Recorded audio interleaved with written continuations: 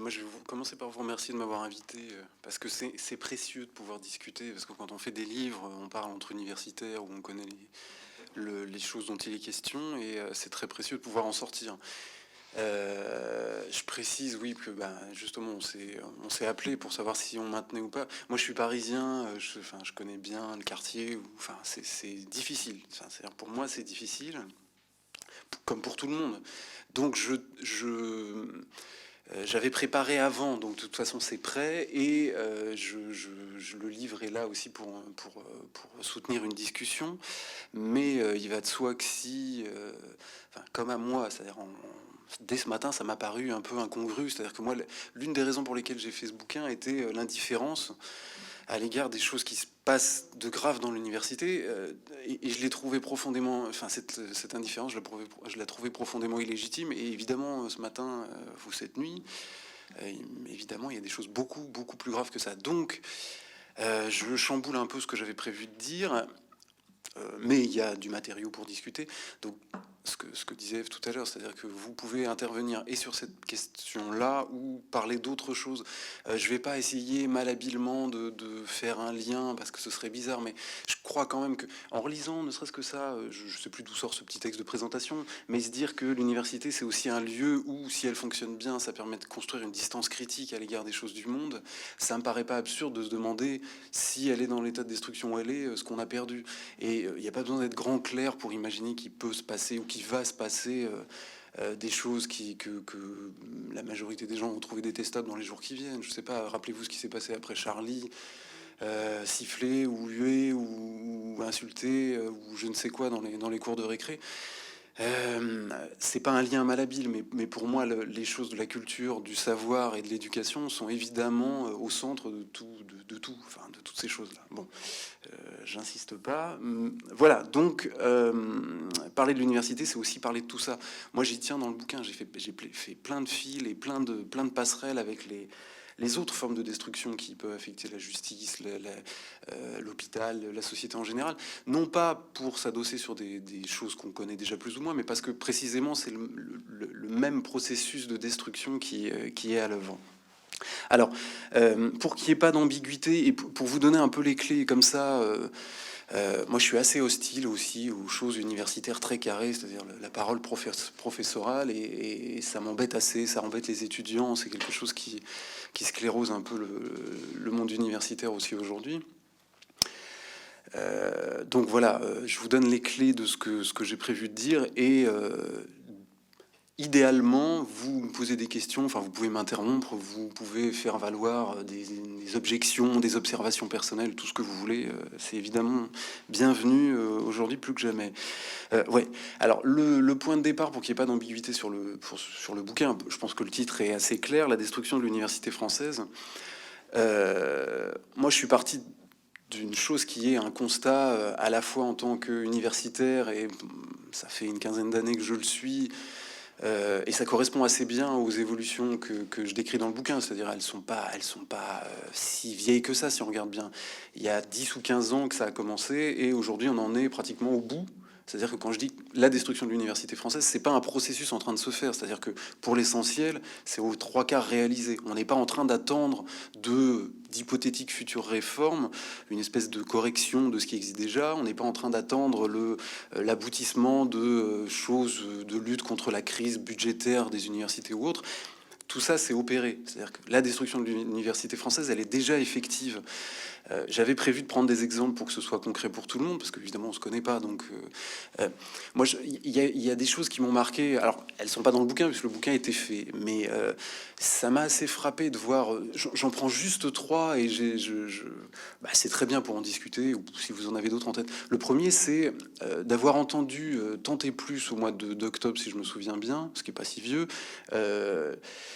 À la fois le nombre effarant d'étudiants qui pouvaient pas aller dans les universités qu'ils avaient eux-mêmes choisies, alors selon des critères qui nous appartient pas de juger, mais le nombre de cas, notamment dans le monde, qui ont été rapportés sur telle étudiante qui voulait s'inscrire en je sais pas quoi en droit, à qui on dit bah non, non, parce qu'il y a plus de place, et donc vous allez vous inscrire en je ne sais pas quoi, avec des catastrophes et personnelles et familiales. Alors, encore une fois, aujourd'hui, catastrophe.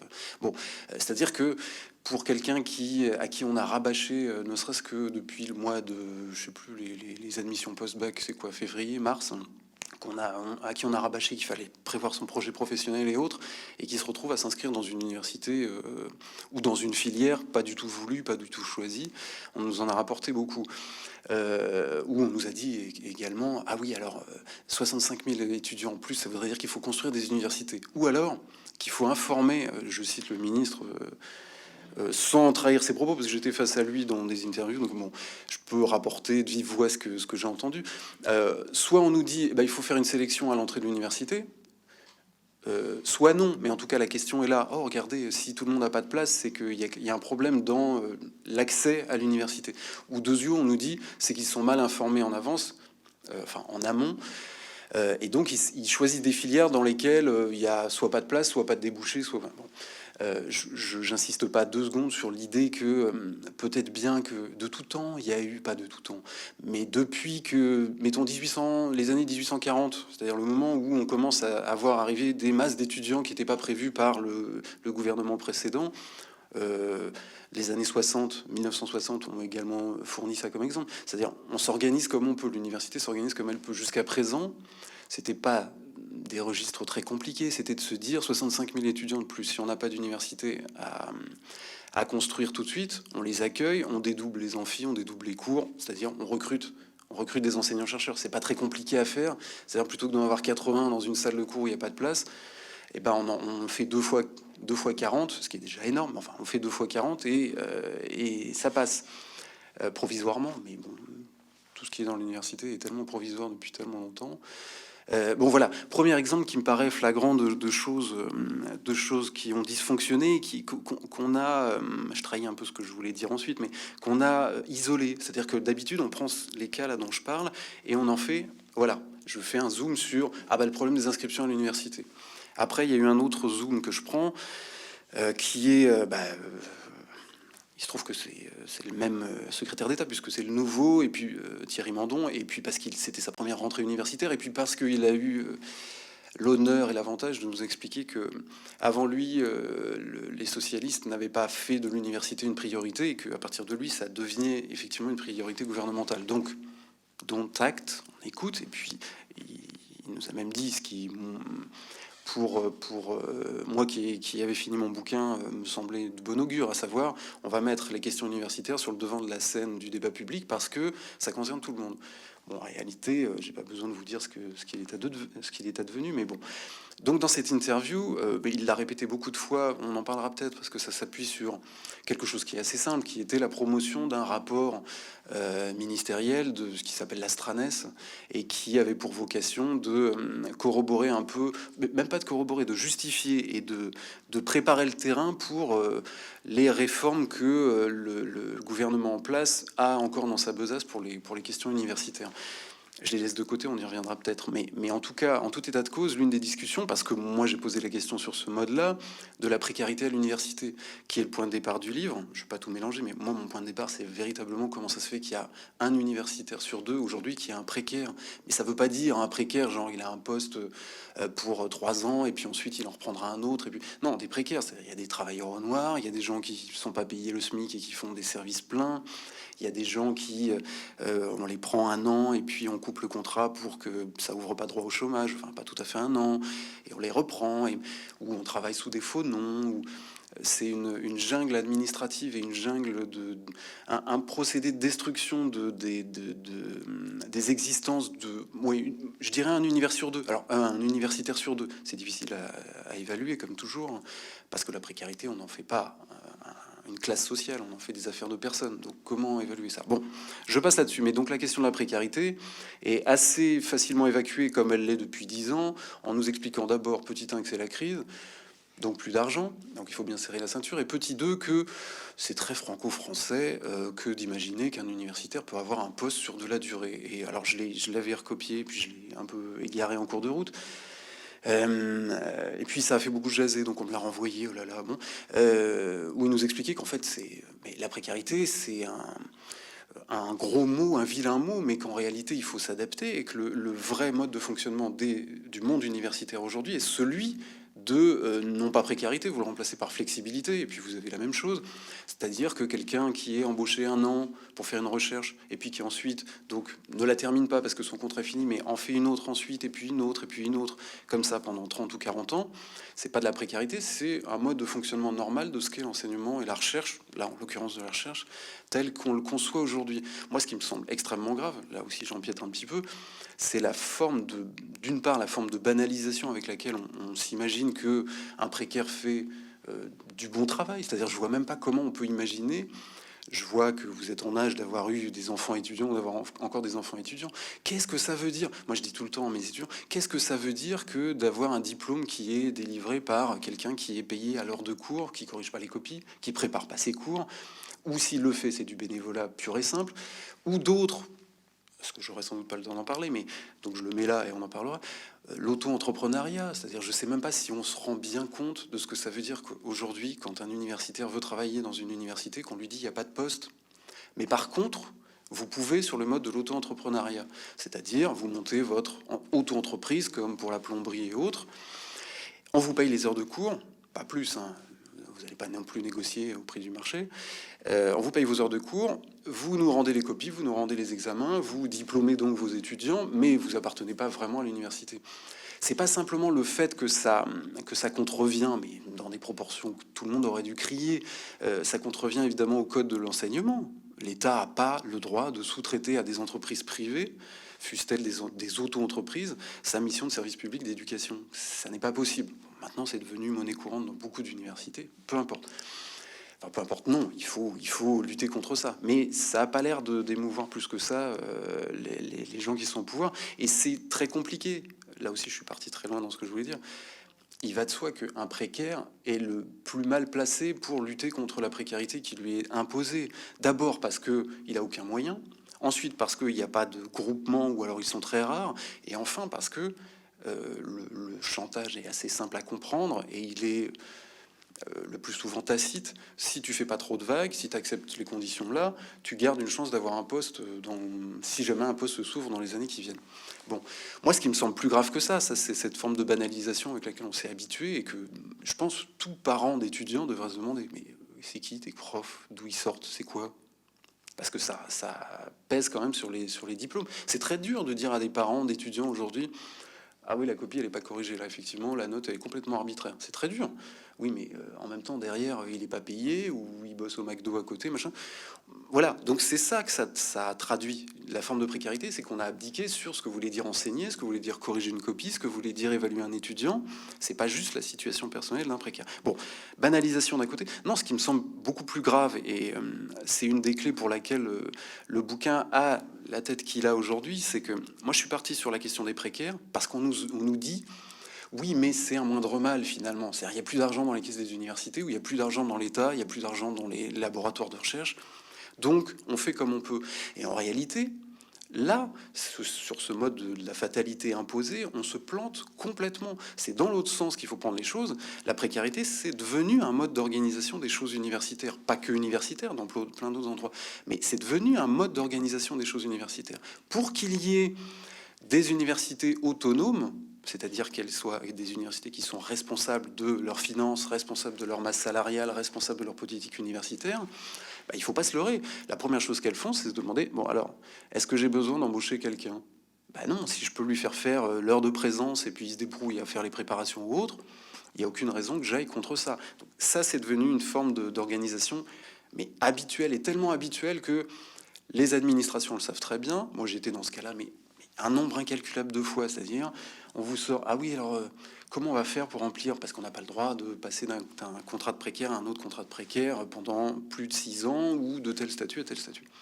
Les universités sont très bien organisées, vous inventent tout un tas de possibilités. Tiens, bah, cette année, vous allez faire ça en... Ah bah, c'est le statut de conférencier. Ah bah, l'année prochaine, bon, bah, ce sera le statut d'ATER. Il y a plein de statuts inventés comme ça, qui ont été profondément dévoyés, et qui, pour, je dirais, entre 40 à 50, entre 50 000 et 100 000 des universitaires français, ce qui est épouvantablement énorme, c'est le lot de tous les jours, c'est-à-dire se dire oh, mais l'année prochaine j'ai quoi, ou au semestre prochain j'ai quoi. Bon. Or c'est devenu un mode d'organisation des choses universitaires. Dans la recherche, c'est encore plus vrai. Je vous l'expliquerai un peu mieux tout à l'heure, mais la recherche, c'est devenu une course au financement. C'est-à-dire qu'avant, on payait des enseignants-chercheurs sur du long terme pour qu'ils développent des recherches sur lesquelles ils estiment détenir un savoir, ou ils estiment que le savoir qui existe n'est pas suffisant, ou qu'il est faux, ou qu'il est périmé, ou je ne sais quoi. Et ils sont payés pour faire des recherches, ensuite payés pour les valoriser auprès des étudiants. Et voilà en gros le modèle universitaire depuis un siècle, voire oui, un siècle et un peu plus aujourd'hui. Aujourd'hui, ce qu'on a fait, c'est que la partie des financements sur les recherches sur du long terme n'existe plus, et ce qui reste, c'est des financements par projet. C'est-à-dire qu'il y a une grosse agence qui s'appelle l'ANR, il y en a d'autres qui sont greffés dessus. La France a, comme dans tous les domaines, un pouvoir d'inventivité assez considérable. Mais retenons cette agence-là, qui met au pot commun tous les ans des thèmes de recherche choisis en fonction de leurs priorités. Alors la priorité, c'est pas compliqué. Aujourd'hui, c'est sécuritaire, enfin, ce qui relève du monde sécuritaire, du monde des choses sanitaires, du monde de l'économie et du monde de l'industrie, pour aller vite. Et on dit, si vous voulez de l'argent, vous faites des projets qui correspondent à ces priorités, et on vous donnera de l'argent pour 3 ans.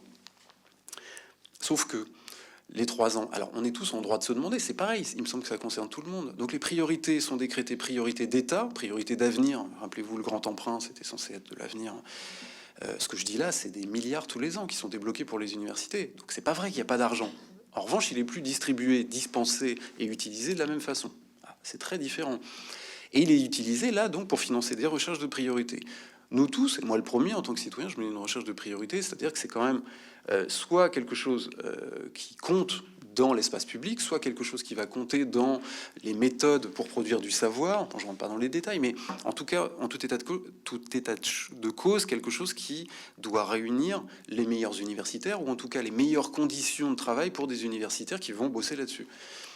Dans les faits, 80% des... allez, à la louche, il y a 1 milliard à peu près tous les ans qui fonctionne sur ce mode-là depuis 2005. 80% est utilisé à financer des postes précaires.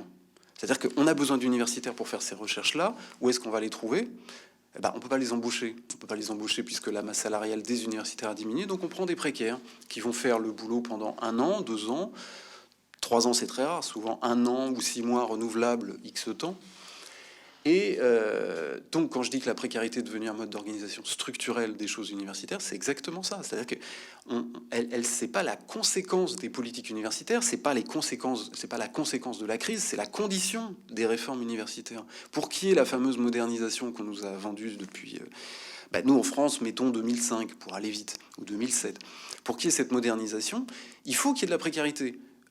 Alors, évidemment, dans les choses administratives, ministérielles, universitaires, elle s'appelle flexibilité, peu importe. Bon. Voilà l'autre scène qui me semblait intéressante. Et la troisième, et encore une fois, c'est pour vous montrer qu'on a l'habitude de les émietter. Alors, je parle beaucoup trop sur chacun des thèmes, il faudra m'arrêter. Mais la troisième, je la cite juste comme ça parce qu'elle elle apparaît comme ça dans l'espace médiatique de temps à autre, et elle reviendra à la fin de l'année parce que les exercices comptables des universités font que c'est cyclique. C'est la faillite des universités, c'est-à-dire que pas plus tard que mai dernier, où on nous annonce un quart des universités françaises est en faillite. Alors ça veut tout dire et ça veut rien dire. Ensuite, on a du replâtrage médiatique et gouvernemental sur oui, mais vous savez très bien, on renflouera ou on fera comme à Versailles. Certains sont de Versailles, j'imagine vous avez suivi l'université de Versailles et ses déboires. Bon, on fait en urgence un petit replâtrage qui fait que on va leur donner de l'argent, à charge pour eux de le rembourser ensuite. Qui, comment, pourquoi? On ne sait strictement rien. On détourne une règle de plus pour pouvoir renflouer les caisses. Parce que aussi beaucoup d'étudiants sont inscrits et attendent leur diplôme. Si vous dites on met la clé sous la porte, c'est pas que les universitaires qui sont embêtés, c'est aussi les étudiants qui sont venus chercher un diplôme. Qu'est-ce qu'on en fait? Qu'est-ce qu'on en fait?